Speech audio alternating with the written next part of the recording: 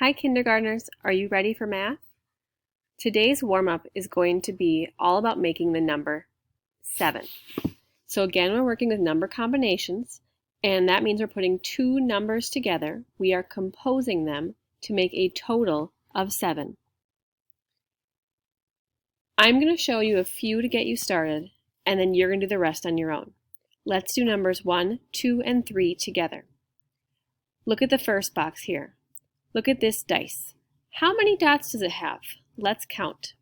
1, 2, 3, 4, 5, 6. If we have 6, how many more do we need to make 7? You're going to need to pretend to circle it.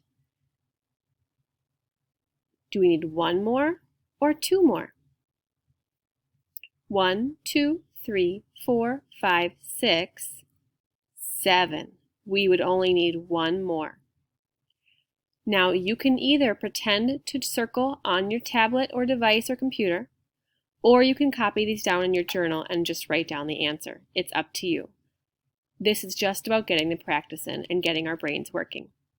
Let's look at number 2. I see a whole hand, and we know that each hand has 5 fingers.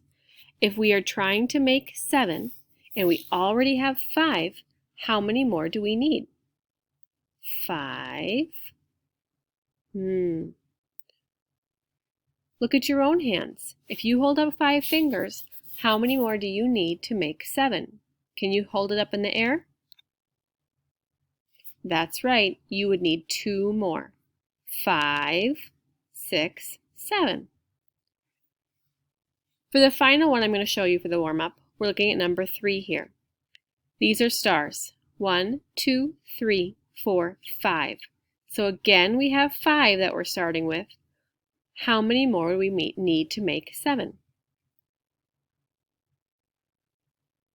5, 6, 7. That's right. Again, we would need 2 more. 5 plus 2 equals 7. We would circle this one. Now let's see if you can do the rest on your own.